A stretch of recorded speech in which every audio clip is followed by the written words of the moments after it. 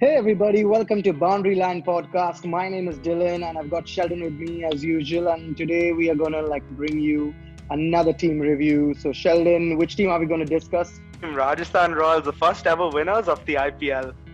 Let's get straight right in and look at the squad. So The Big Sheldon, Four, right? As they call them in Rajasthan. The Big Four, the top four guys there in Rajasthan. Definitely got a good captain in Steve Smith, I believe. They've got David Miller this time, who's been really good. I believe they've got Robin Uthappa as well, Jaydev Punakkad, and a guy to watch out for will be Yashasvi Jaiswal, who's done really well for India in the under-19. So what's your take on this team, Sheldon? I think a lot of Rajasthan fans are praying right now because we've seen Ben Stokes. We don't know whether he's going to play. In the Australia-England series, we saw Steve Smith unable to play any of the 3 games. So Rajasthan fans are like, why is this happening to us? Exactly. Even I was wondering how come Steve Smith wasn't playing in the Australia-England series. I was really looking forward to him playing, But let's discuss the weaknesses now and see where is the weak spot for Rajasthan Royals. What do you think? I think for Rajasthan Royals, the weakness is definitely the bowling attack.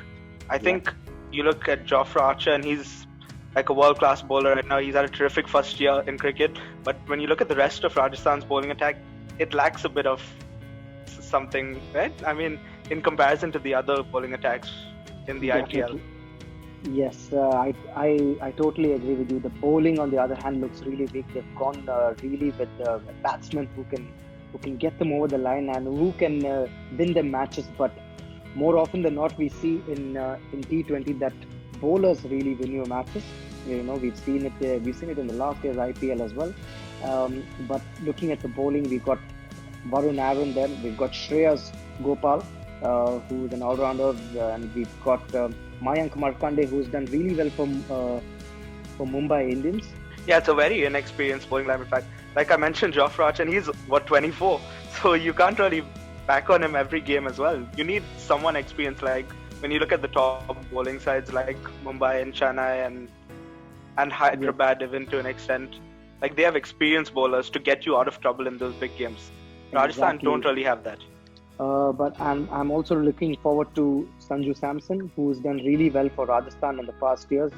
He had a really good last year for them, but just couldn't get them over the line. Was actually giving away his wicket. So I'm really looking forward to him this time to play that long innings for them. Yeah, Sanju Samson's really class player. I mean, I just enjoy watching him bat.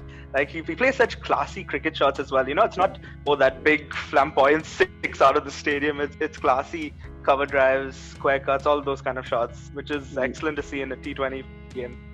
Yeah, and I'm also hoping for Joss Buttler to make this year his IPL. So I want to ask you, Sheldon, the important question now is where do they back Joss Buttler? Because he's done good for England at the top of the order in T20s, and he's done good for them in the middle order as well. So what's your take on that? Oh, that's a tricky question. I keep changing my mind on that. I mean, in T20s, like even you see in the England team, and you see him at the top of the order, and then suddenly when you see them struggle in the middle order, you're like, but he could be doing it there because he is a middle over specialist. But then in T20s, they do also say your best players got to bat in the top 3, right? And if Buttler bats the full 20 overs, you should win 9 times out of 10, right?